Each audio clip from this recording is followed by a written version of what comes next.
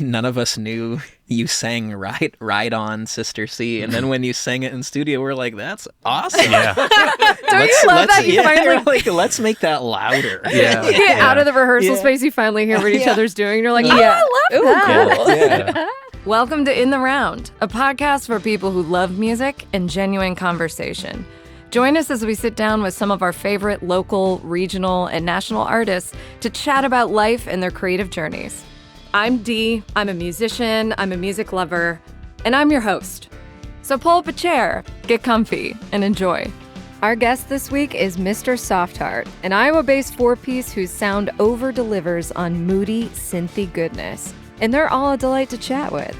We talk about the inspiration behind their narrative songwriting style and all about their new EP dropping today, July 4th, called Reflections on Primitive Action, which coincidentally they recorded here at Trilix Studio.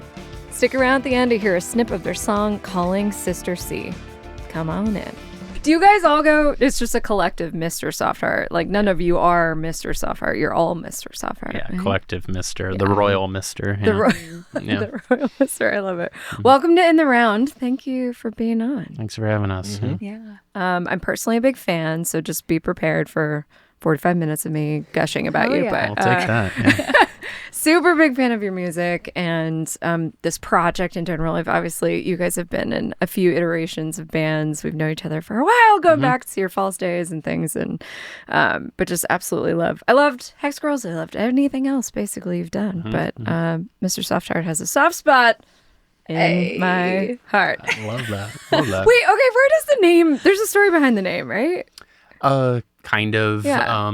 I heard it on some podcast. It was talking about I want to say Vietnamese ice cream truck. It's based off of Mr. Softy, which is an American brand. They rendered it in the Vietnamese, and it was Mr. Softheart. And then I was like, that's a great little name for this project. And then now we've just kind of fully embodied whatever the heck can I swear on Oh this? yeah, totally. Yeah. Whatever that means to people. I'm the host. Like, what do you think? Fucking shit that means. Yeah. Exactly. You guys just go off the rails. We have to cut. Okay, if we do that though, I wanted to bleep out like the TV. Like we had to pull the power for a little bit and then come back and be like, all right. Anyway, we're back. That's an amazing story. I love it. We actually, the Host Country got our name from a similar, again, another deceiving name because we're not a country band. But it was after hearing the World Cup, there's always a host country. And so like you hear that over and over again, you listen to it and you're like, oh, I like that vibe, So, but Mr. Softy is also good. Yeah. That's also like Wanted to avoid second the place. copyright issue with that one. So True. I think we skirted it. Yeah. That's like free press though, if you get No cease and desists. Yeah. Yeah, that relationship is already a little tender. We don't want to push that bruise a little bit. So Mr. Softheart is an incredible. Well, you guys describe yourselves as 21st century vision music, which I find badass. I love that. But you're this amazing blend of 80s synth, dance vibes. You got kind of some post-punk, some fun, very Nick Cave and the Bad Seeds-esque, especially with your vocals. Nick, not to be confused with Nick Cave, but you guys also remind me of a band called The Doe. It's D-O with a little slishy slash through it. I can't remember where they're from. Finland or something crazy. I'm going to send you a track after this because you got to listen to it. It's just great. It's like moody synth is what I like about it. Like it's not, when we say dance vibes, I wouldn't put you guys up in like techno rave, like da, da, da, da. Totally. That's not the vibe. Yep. It's kind of like brewed in your synth, which I really, really love. And you guys have a few different influences, but can we go back to the origin? So you were playing in Hex Girls, which was a different sweet band everyone should still listen to because that music is great. So what? Or don't. Or don't. Listen to this. Listen to Okay, the new stuff. I mean, yes, but we still love that music. Yep. But so Nick, you started writing these more like synthy songs. Is that what happened? Yeah, it started with the three of us, John, Charlie, and I, kind of tail end of the pandemic, I guess, and just wanting to do this kind of weird surrealistic poetry stuff over drum machines, and that's kind of how it started. They built the beats and then I kind of did my little thing over it, and Pretty early on, or a couple years in, we were recording the first album, and then Halen started to guest on some of those recordings, and we're like, oh, this is the key. Totally. This is the songs we've been wanting to write, like in a different kind of strain, and then it was like totally possible now, and with her joining and Halen, your vocal tone, not to interrupt you, but I do that. It's my podcast. Your vocal tone, what I love about it, you're an incredible singer, but I also love the tone that you have is like, I mean, the voice is an instrument, but it's also kind of an instrument in itself. Like you've got this real synthy tone to your voice, I feel like, in a way that's like incredible. And obviously a lot of that is how you produce the songs in the reverb and things that go into them, but it's like such a beautiful layer. Thanks. I love it so much. Yeah. How'd you first get introduced then?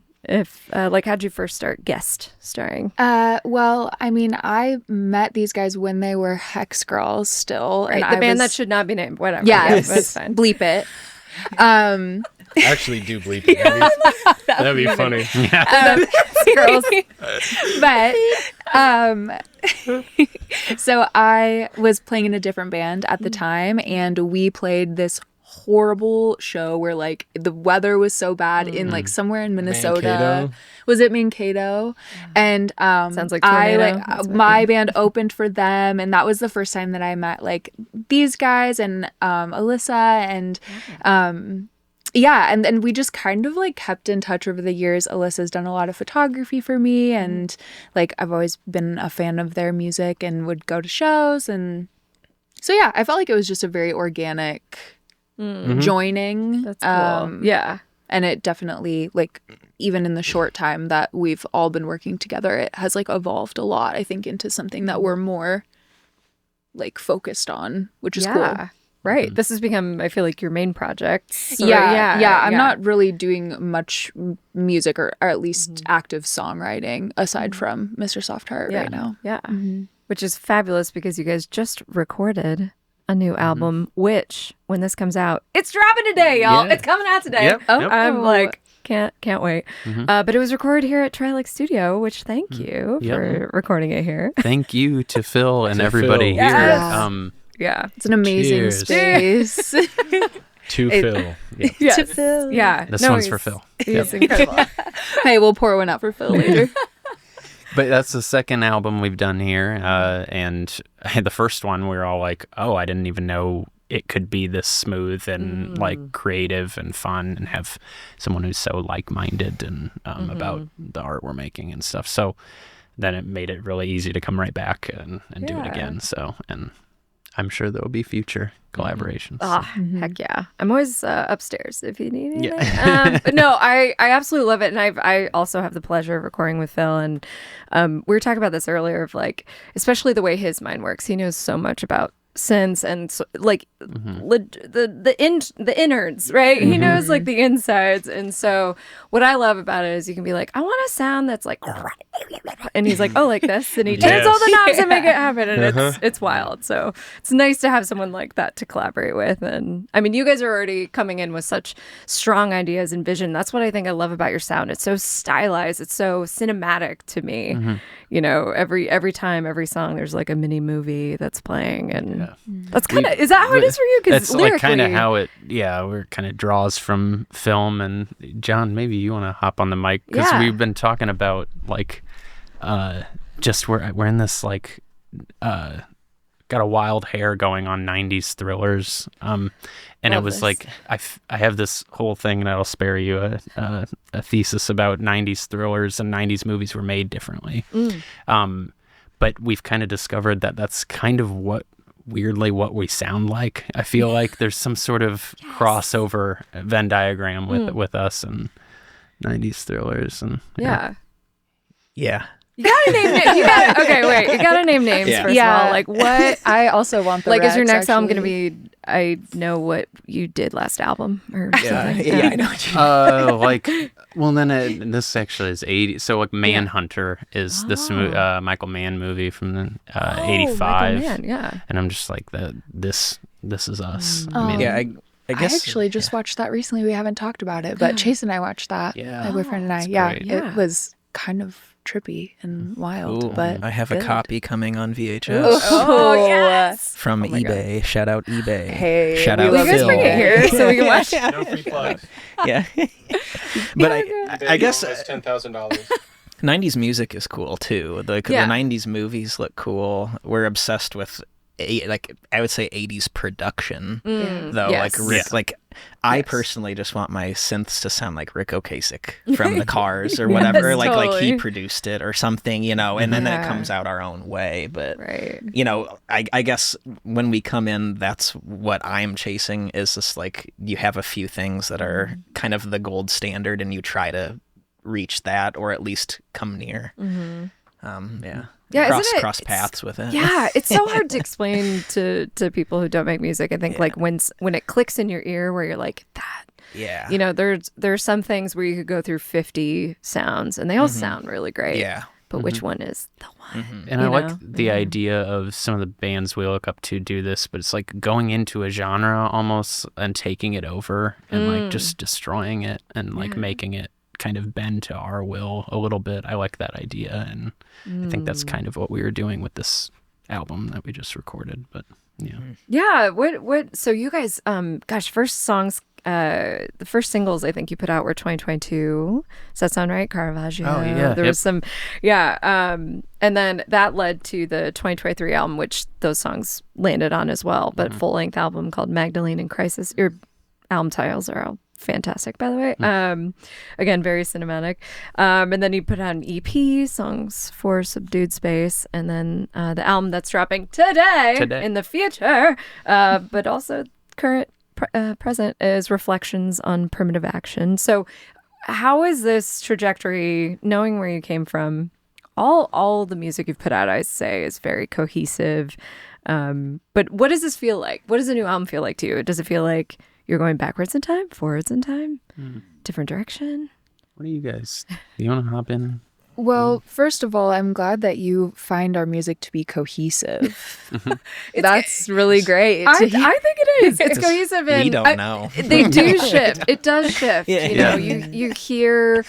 Maybe you watched a different movie that week, and then it sounds a little Like different. Field of Dreams or something. Yeah, exactly. Yeah. Some of that in there. No, but it is. It's very, because it is still distinctly all of you, I think, is what is the cohesive element, you know, I think. Yeah, I hear that a lot too, and I mean, we all put up with a number of anxieties throughout the creative process. You know, that's just a part of it, I feel like. And one of mine was like, oh, these songs don't gel well together.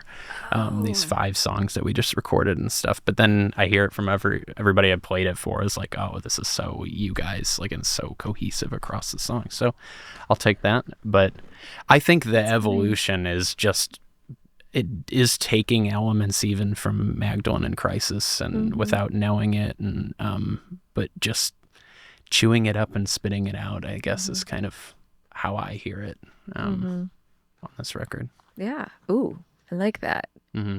Chewy, sweet, tart. Who knows? A little bit of 90s crunch in there. Little Butterfinger. What was really, I'm like, what happened in the 90s? Anyone remember? No, yeah. No, I do.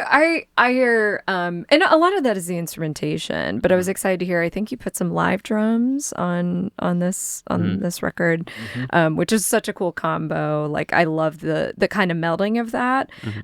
Sort of like in the synth world, how there's certain things maybe you want digital for versus analog. I mean, most of the time, analogs, like nothing beats a manual, right? But but sometimes like the melding of that, I feel like, is where you start to get into unique territory, right? Totally. Of infinite combinations and sound and Yeah, that was a little formula that we discovered on the first time Songs for Subdued Space here, and it's just the interaction of the live analog drums with the produced drums is like just next level, and and then it's also a little treat because we do it at the end.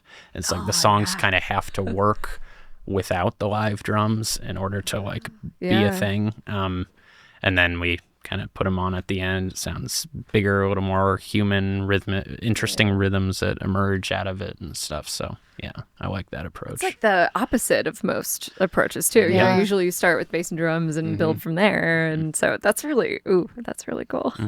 Yeah. Yeah.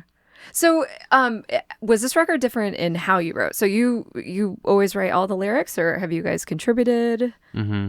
Yeah. You're get on the mic, John. You're laughing over there. About how we wrote it. Oh, No one remembers. did you that. trip and fall and 'cause, just the record I think came out, every or- song had 5 versions, and Halen, At least. Yeah. Halen would come over. And we'd show it to her, and then I'd be like, "Man, this sucks." We'd kind of like gauge her reaction, and I'd be like, "I'm kind of embarrassed showing her. That means it isn't done. Oh my gosh. It isn't good yet." That's my personal. Yeah. Maybe that was my anxiety. Yeah. but, Yeah. Yeah, I It don't was think a I dip- ever was like listening to it like I was gonna say I can't envision that at all.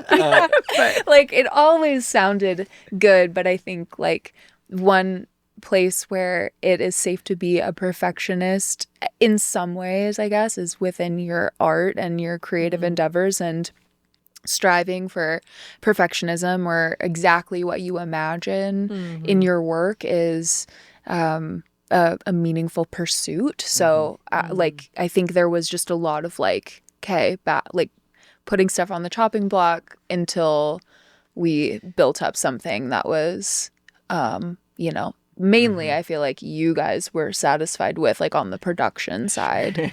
But I would just come in and I would like sing my little thing, and then they would like be That's and like, we're like, it's- "This is the best part of the song." Now. yeah. Oh, Damn. She's forgetting that it's the best part and that she does it perfect on the first try. Yeah. Well, then there was also like there were moments where it was like, okay, this is like 8 ideas and it needs to be 3, and like, okay, Halen, what do you hear? Like, and then you made just there was some big left turns, and that's what I'm kind of proud about. Once our little baby's gonna be out now, when we hear this, but it's like all the little turns that made it what it is. Like, I just think that's what it's about, like, and producing an album together and creating together and stuff. So proud of you guys. Oh, But yeah, my it's gosh, I love it. yeah, it's it really was a team effort and everything. Yeah. So And a lot of it's being like, or at least with myself, is being more honest with myself, where it's like you make something and you're like, "Oh, I like it because I made it," but then you have to like actually be like, "Is it good enough, or is it how I want it to sound, or whatever," and not like, I don't know, take it personally. I don't know. Oh, it's a so fine hard. line of like, got to be honest with yourself, and sometimes that means putting down the song for a little while. Like some of these songs we put down for, I don't know, a month or a couple something. years. Yeah. Like Tip of the Spear. Oh, Tip of the Spear is really, It's like It that does- was the first thing that I think I ever put vocals down on That for was you a- guys, yeah. like Wow, before I yeah. even joined the Yeah, band, and and now then- it's totally different. Yes, that's true. New release. Yeah. Uh-huh. Yeah. Yeah, it's crazy. sometimes you gotta put some distance, because it is sometimes you do just get too close, or what I found is like if you're not, sometimes you just want to hit it right away. Like if it's not jiving in the rehearsal space, if it's not, if the pieces aren't fitting together, you're like, I see it, we just don't have it in place. Sometimes it's nice to get that space. Yeah. And it's even like we would talk about the process of recording. It's like it's just getting better at being a musician too. Like all of us, like, you don't play every chord the same way. There's like a bunch of different ways to like layer it and have it actually sit better and get that sound you want. And that's like, that just takes hours of trial and error. And I don't know. Oh yeah, different voicings, different. Those are I mean, there's all these levels, like we talk about guitar and your excellent guitar work on this, and even just, a pedal board alone. I was actually talking with my boss about this morning, of why you choose in a recording to pick up a different guitar, when technically the tools a lot of times are the same. And it's like, well, the body of the guitar itself, the soul has a different tone, and then you add whatever sprinkles you have, and it's sometimes it's the room, sometimes it's the day, sometimes it's the action. I'm talking like I play guitar, I'm freaking out, but sometimes it's the action on it. You're like, based on the solo I'm playing, I need something tighter. Yeah. And there's so many elements that Yeah, go the into guitar that. pick too. right? You could. I have one pick that I use because I play the best with it. I'm not gonna. Is it it's the same pick every time, or it's just like that Well, type of pick, or you've had the same the one same since type you were of like pick, the 9? same Oh, type I was of pick. gonna say. I was like. No. I lose the pick I was like, every you should show. be. I was gonna say you should be studied if you've I had lose the same pick. I for lose like the 10 pick years. every show. I have to get a new one every show, but it's the same one every time. Yeah. Right. You also got into finger. Yeah, I do a lot more finger picking now. Yeah. Shout out Joel Sayers. Joel Sayers and yeah, ruining Mark bands across Knopfler. the Joel Sayers and Mark Knopfler. Yeah. What a duo! I see Yeah. it. Yeah. No. Joel's obviously we're all huge fans. I feel like he gets brought up every podcast the episode best. because we're all just obsessed with He's him. got this like way of just throwing you like one little note. One that I keep coming back to is like, he's like, with lyrics, you got to have some. Nick, you're great. You got to have some lines in there for the humans. Is what he said. I love that. And I was like, what is that? At first, I was like, what the hell does that mean? And then it's like, it is the grounding line that makes it a little more close to the heart and stuff. Yeah. So at least that's how I interpreted it. And Yeah. that makes its way into some of those new songs that we just did. So Oh, I love that. And Yeah. I wanted to ask you more about, what you write. Because what's interesting about that is in a live setting, especially, it is hard to pick up every word. So I kind of took that comment from Joel is like, you want something like a Caravaggio, right? It's very like dramatic and you always hear that word and that really cuts through. So yeah, are the songs on the new record kind of along that character, following a character or a scene or... yeah, I think I wanted it to be a little more like I wanted to mean a little more on the album than maybe before. I kind of get upset. Largely, I'm working with just throwing enough images at the song until it starts to feel like something. And it's just imagistic writing and everything. But then this one, it's like some of them like Sweetbriars is like, I see that's the two, lovers on the run at the end of the movie, right? And they found some sort of a stretch of highway that they can make it to the next town and get away from whatever they're running from and stuff. So I tried to ground it a little in my own strange way, I guess, in something a little more human or matters of the heart, so to speak. Oh, I love that. Yeah, I love writing for the movie. Yeah. Like a lot of times I find myself, I take a feeling. So the feeling's always real, right? Like we've all had that moment of escapism with a partner or whatever that is, but then turning it into its own story is always really fun. And Hey, I'm Bob the Tool. To make great burritos here at Ponchero's, it's about more than just fresh tortillas and tasty ingredients. It's about, well, me. Ponchero's, burritos better mixed by me, Bob the Tool. so some contributions, though, it sounds like, from Halen and crew, somewhat. Yeah, and then Halen will throw me a line every once in a while that becomes that sort of, I think, like tip of the spear. It's like I'm slipping away, and it's like something that you can your ear can kind of latch onto, but then thematically works in this interesting way in that song too. Yeah, That came I from think you. Yeah. my like songwriting previously has been very like pop focused slash like just very much within the confines, if you will, of like a basic songwriting structure. So like having a verse and having a chorus and having a bridge. Yeah. And we don't do that here, but I don't know, like that part of my brain, I guess, maybe like helps to contribute a little bit of like a hook somewhere. Or, Right. Pop sensibility. Yeah. With Sister C, none of us knew you sang "Ride On, Sister C," and then when you sang it in studio, we're like, "That's awesome!" Yeah. Don't you love that? You finally like, let's make that louder. Yeah. you get out of the rehearsal Yeah. space, you finally hear what each other's doing, and you're like, oh, Yeah. I love that. Cool. Yeah. Yeah. No, that's so true. It Yeah. made me think of like Sylvanessa is an example of a band that I feel like does Love really them. well. Love.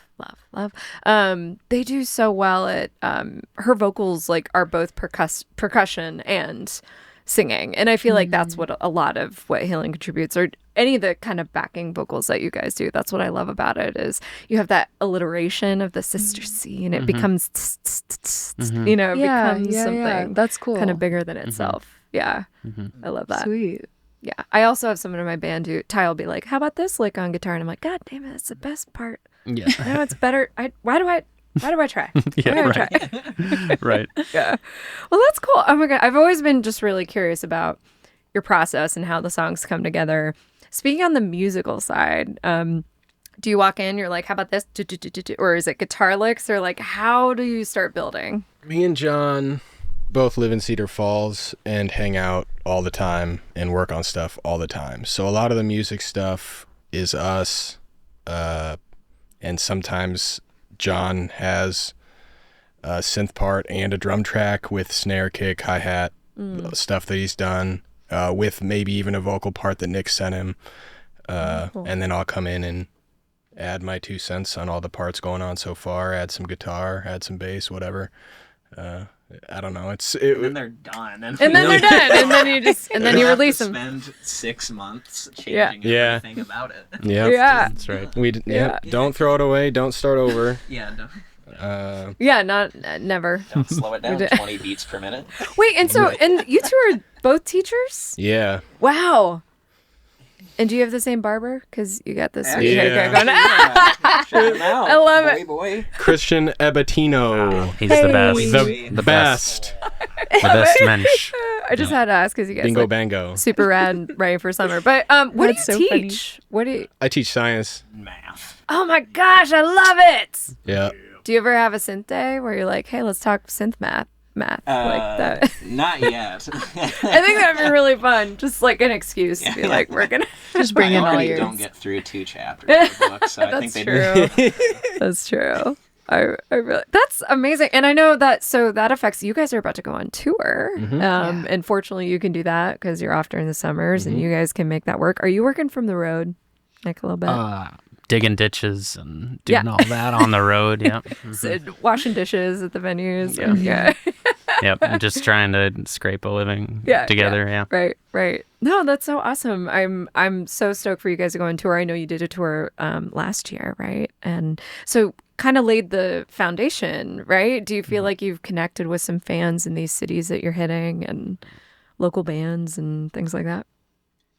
A little bit working on it, right? Yeah, every time you play a place, you have an opportunity to play, get a little bit better show, have a little bit better situation for where you're staying. So that's kind of the goal. We're hitting a lot of the same cities. We've met a lot of cool people. You meet more cool people the more you go out. This tour seems like we're gonna have some real cool shows, real cool bands playing with us. So it'll be a lot of fun, and I love being on the road. Yeah, I wondered about that. I was like, I'm getting the vibe that you all travel well together, but it also helps having an organized. I'm pointing off camera to Alyssa. Shout out to Alyssa. Light. Yeah, Alyssa shout Light out is to our, Alyssa. our fifth Amazing. member, essentially. Yes. Doing managing and photography. Yep. Yeah, best photographer in town, and you landed. We so would mad. be That's dead amazing. in the water without Ted. That's true. That's Can't true. confirm. Yeah, Can it takes so Our much tour would effort. have 0 dates. Yeah, exactly. Like True. it is a full-time job, and just responding to people and getting back in the time that you need to, and sending out posters, like whatever that is, chasing stuff down. It's so helpful to. So that's awesome that you have. But yeah, it seems like you guys travel really well together and do it when you can as much as possible. Yeah, and that's what it is. We do it when we can, and we do the contiguous states like Midwest weekenders and things like that, and then summer is that time to kind of do a bigger stretch, and I think it's what makes it real. I mean, because it's like I only do this at a certain point because I think there is some sort of value or meaning in it, and going on the road and doing it with new people around gives it a little bit more meaning. Yeah. So I guess that's kind of the whole point of making music, at least for us. Right. And that is a good point, because your style of music obviously lends most easily to being recorded and put out there. And so to take the setup that I can't wait for people to see the live video, because it'll show so much of the setup that John, you have. I mean, you're like a mad scientist in the back, and even Halen's got, synth going on, shakers and stuff. And a lot of that, you guys have spent hours fine tuning to get exactly what you need, and so to recreate that live. And I've seen you play, and I've always been impressed every time at how full it sounds and how there's no holes, in that. And Thank you. It's great. You sound like your records, which is really hard to do for what you guys do. Yeah. Yeah. Which is, I guess that's part of the job, is to be like, not Right. totally deceitful. But this day and age, Yeah. you can And say whatever you want. they like to say it's a lot of moving squares because we're working with MIDI data, and it's like that's so true. we always like making MIDI joke. music. We're just Yeah, moving a man. square MIDI, this way. man. Yep. Just gotta Square make sure needs our to be clock- rectangle now. That's the part of making music that is like every time I'm doing it, I think you can't explain this to normal people. Like the people I work with, they know I make music, and they think I don't know what they think I do. I hold a guitar and sing.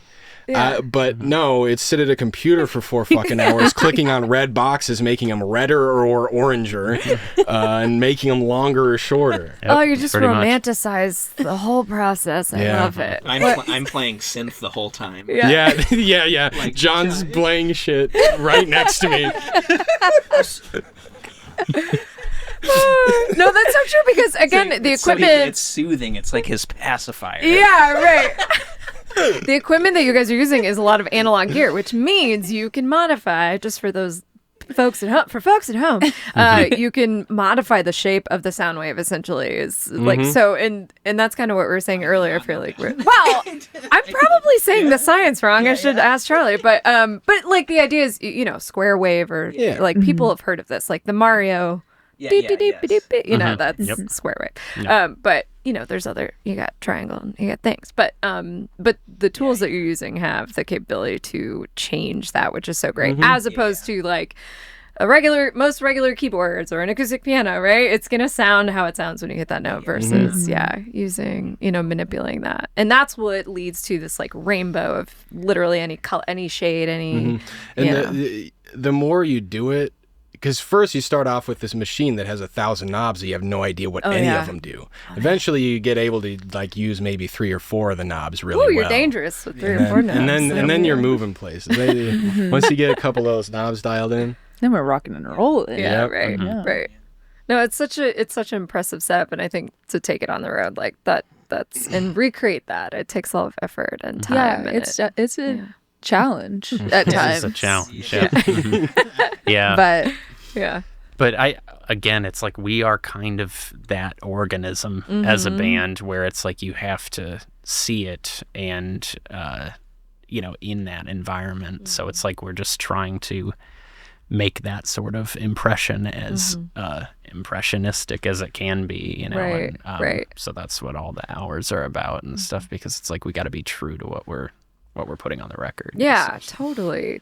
yeah. It can be very different, and it is in some ways, and maybe bigger or small depending on the song. But yeah, that's the goal.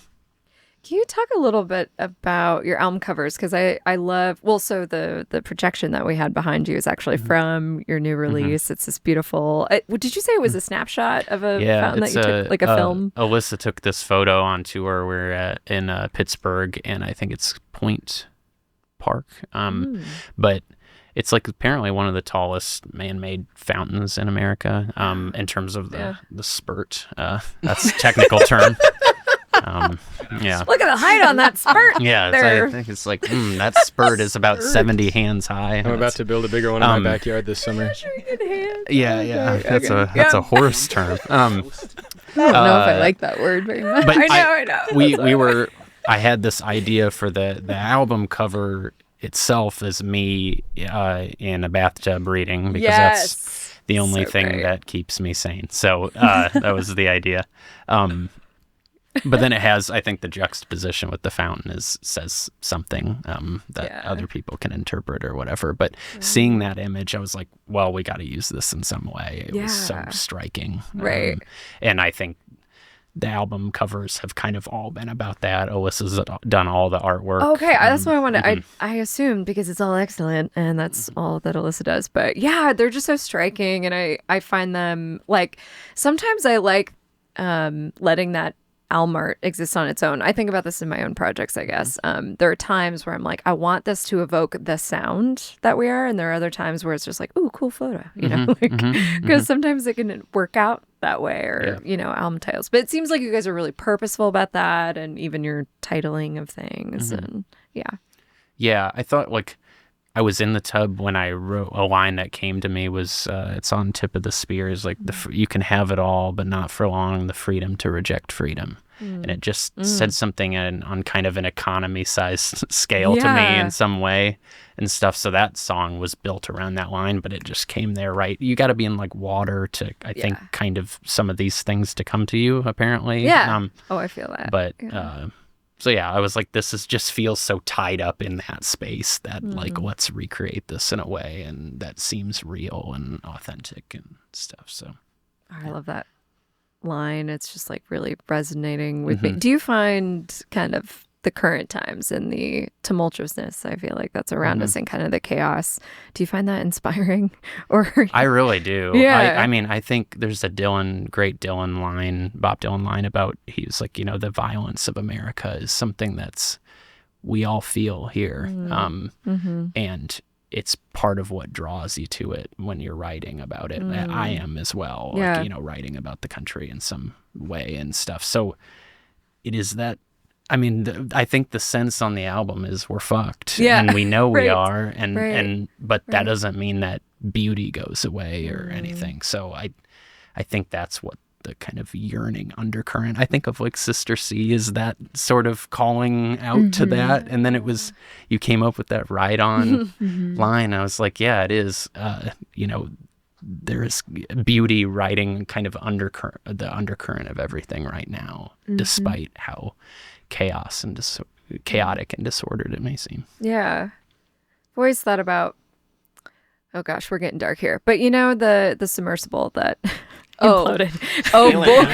Resident expert over there. We don't need to go into like too much, but so are we about to unpack the Titan submersible right now? Or wait, let's think about like movies like Gravity or like space movies or things like that, where there's always that one astronaut that just floats off into space, because I'm always like weirdly I'm like, not a bad way to go. Yeah. Right? Yeah, in my mind, I'm like, oh, you get to go into the black hole and see what the inside of a black hole. At the Titanic wreck, the people in the Titan submersible would have died immediately because the pressure just flattened them, straight up. They wouldn't have felt a thing.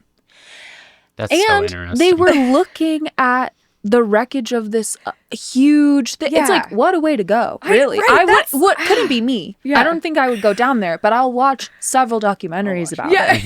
I'll watch people go down there. I'll watch people go down there all day. Yeah, I just feel like thinking of you get to look into the chaos, the meteor coming, let's say, to take us all out. It's like in that moment, I'm thinking of the movie Melancholia or something, where it's just like so beautiful, even if we're fucked, Yeah.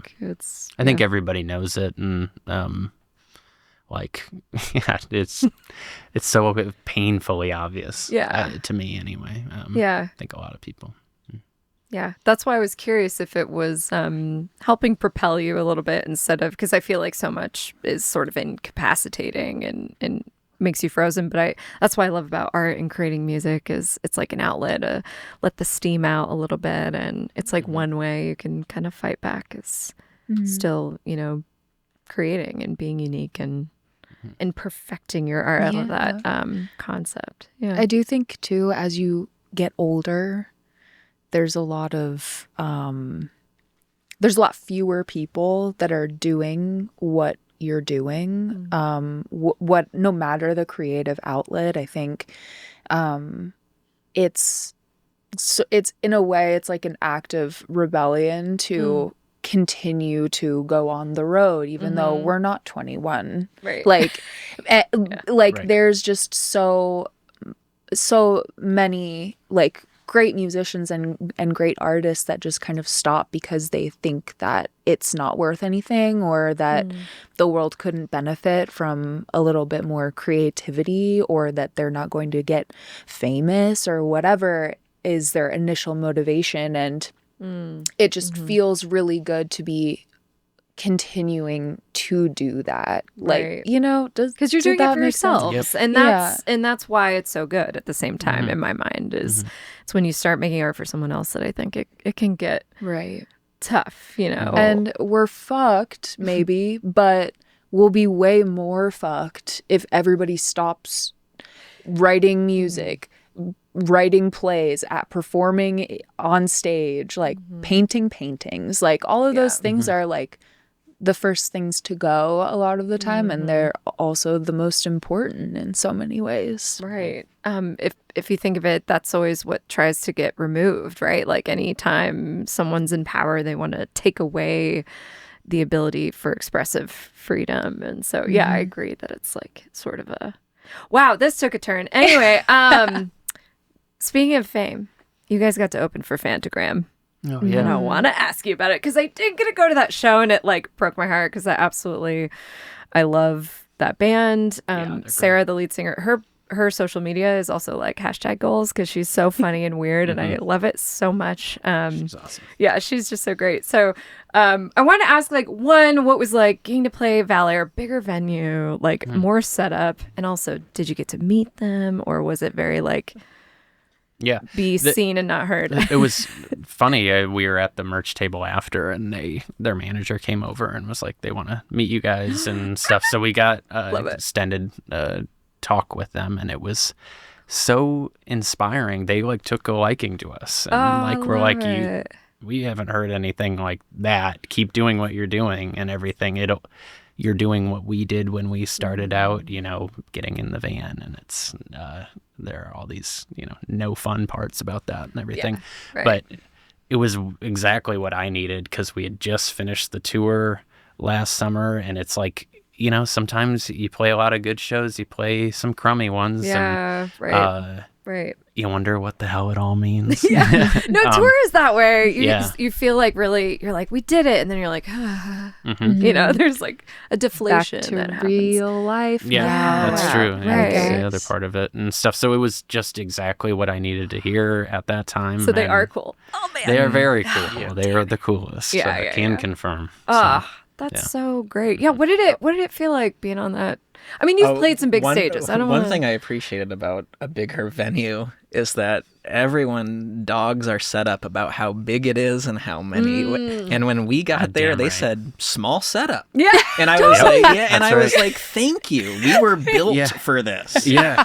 It's like thus we started our kind of like, residency. you have to have the setup that makes it work. So I did get kind of sick of hearing about it at a certain point on tour. I'm not playing through a computer. Nice. I like, and if cool if people do that. I've seen the Cars do that when they were old. Yeah. They played through a computer. They're like, and we just don't want to carry shit anymore. Yeah. But I was like, I'm not bringing a laptop and playing through it. I'm sorry. Which has its own problems, honestly. Like you're reliant oftentimes then on a system that you can't control. But that's really interesting, and I could totally see that because even seeing you set up in there, I'm like, oh, we could even squish all of you. Like that's how I just set up is like how close together could we put all the band members? But yeah, it makes sense that you go to a small venue where the stage is like 5 by 5, and they're like, good luck. But then they hear you, and I bet they shut up.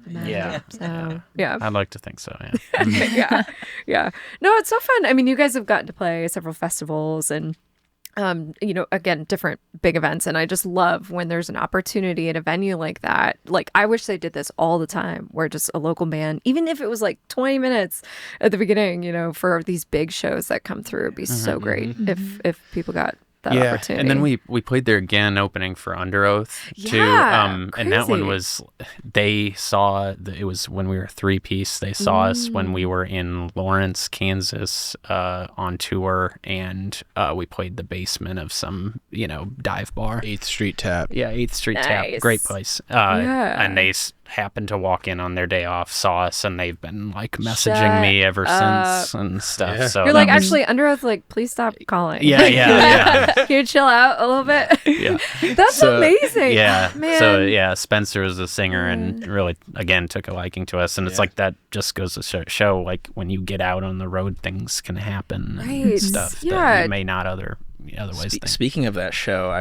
and inspiration, I was very hungover from the night before when we saw Wise Blood. Oh yeah, I forgot about that. At Woolies, and I cried and drank 12 beers. Okay, and I didn't eat anything I the relate next to day this. Did you cry because it was so good? Yes, and you're like, I want to do this so bad. Oh my god, I've done that. Oh, I've done that so many times. Yeah.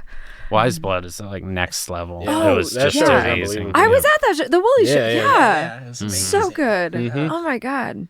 And also, like I totally love Woolies, but I will say sometimes the sound is hit or miss there, and so I love when like they really nail it, and it's so, and there's enough people to fill the room to make it feel good. You know what I mean? Like that's what, that's what I really love about that. Yeah, that show sounded great. It's that, it sounded so good. Yeah.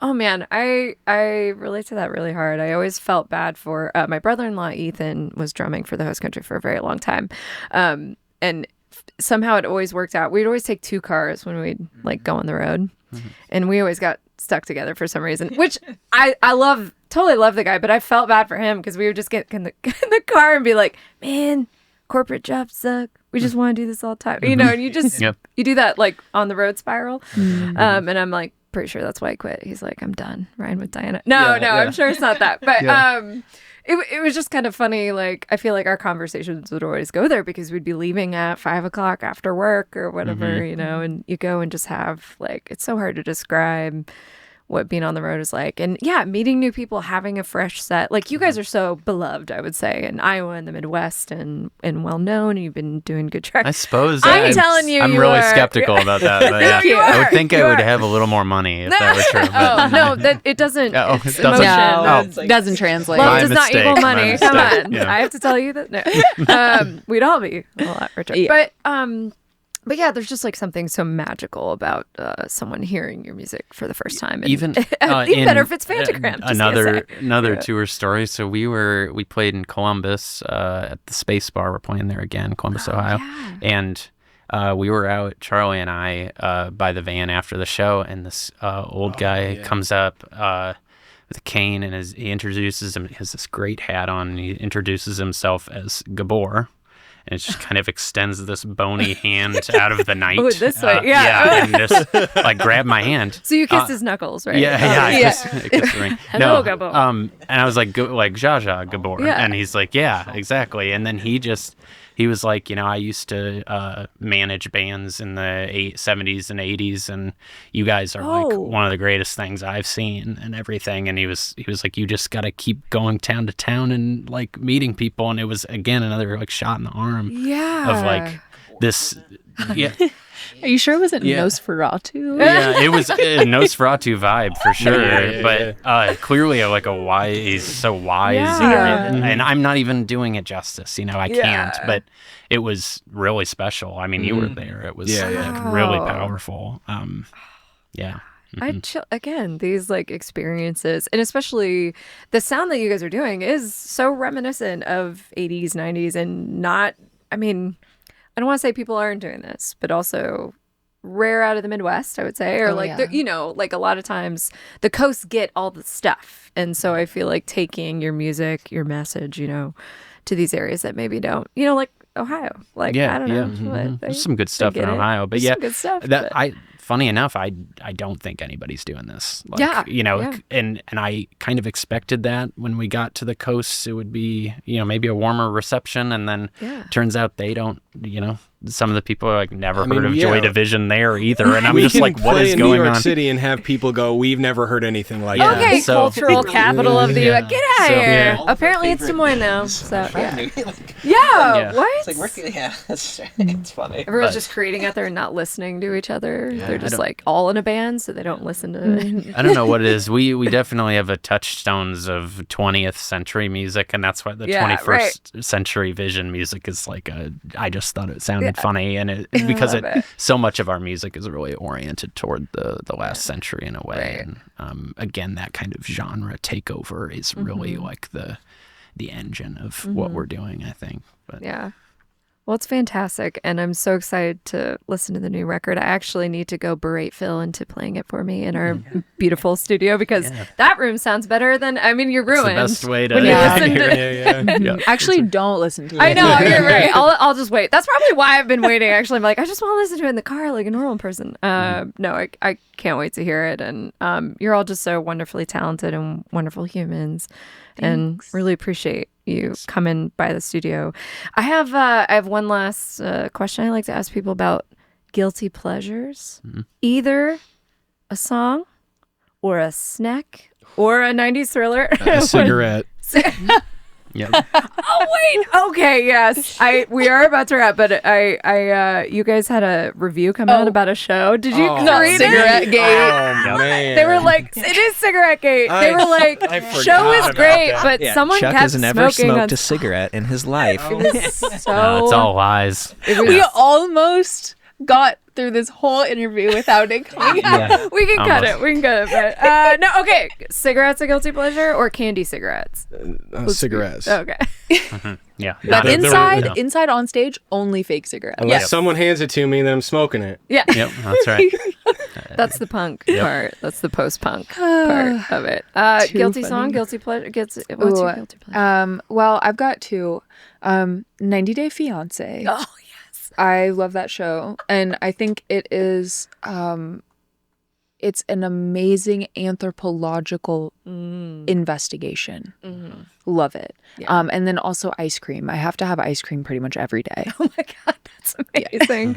I think everyone wants that. but Yeah, I to just achieve it, love that's- it too much to not have it every day. Oh, what's your flavor though? You gotta. You know, I'm more of like a chocolate peanut butter type of girl. I like something with like a crunch. If there's like a cookie involved, that's cool. But the brand Tillamook, Oh yeah. their ice cream is the best ice cream. Like Yes. aside from going to like, you know, a small batch Right, right, right. artisanal. Yeah. Like, yeah, But right. Tillamook, so good. Every flavor I've had. Bomb. Shout out to. We'll call them. We'll be like, you need to sponsor this Yeah, episode. Tillamook, if Definitely. you're listening They have to great this. cheese. They have great ice cream. Great cheese. Yeah. Their butter is good. Yeah. Nick, do you remember our Black Cat ice cream? Did you get the ice cream nuggets? No, something happened that night where Came down with some sort of sickness. yeah, I had an illness of some sort, and there's Black Cat ice cream all over the Yeah. floor. Oh, great. Oh my gosh. They have great ice cream. It was something else I ate Oh, that did not sit well with It my wasn't tummy. the ice cream. Yeah, jeez. The ice cream is just the output, is what you're saying. Guilty Yeah, pleasure, okay. though. Yes. I don't feel guilty for playing Fortnite, but I do play Fortnite. And with Charlie and my wife. And all your students. Yeah, no, not yet. But guilty pleasure reality TV. It's just hilarious watching people act like children. Yeah. And right.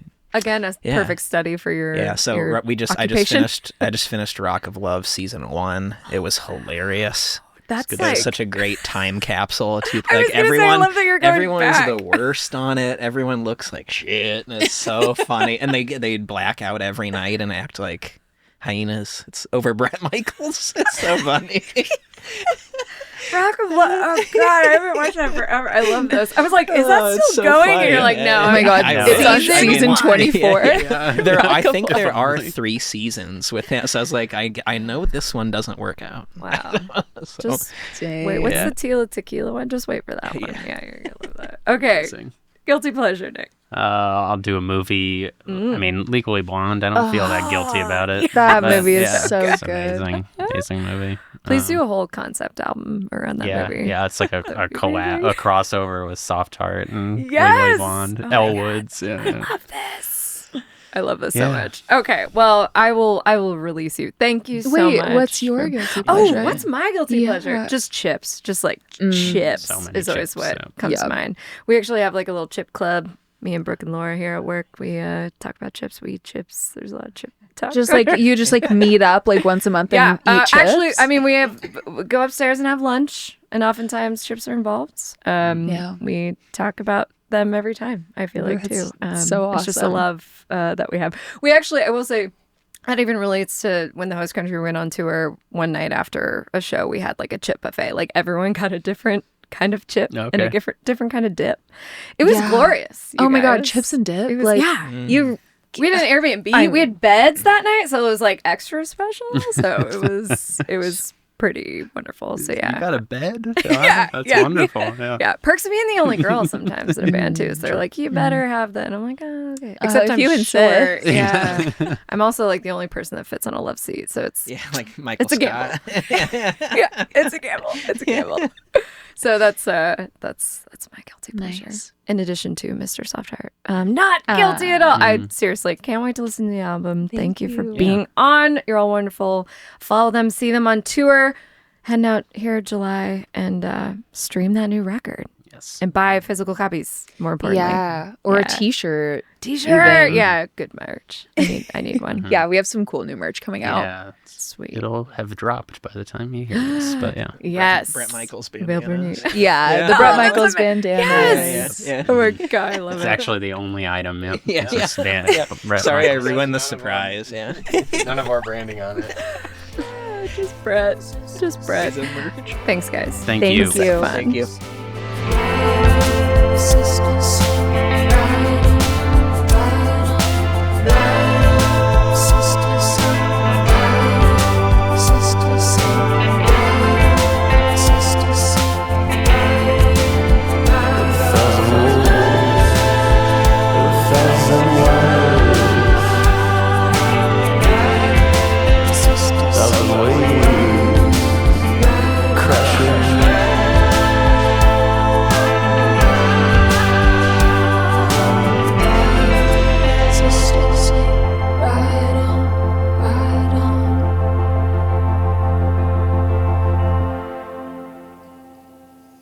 In the Round is produced and recorded at Trilix Studio.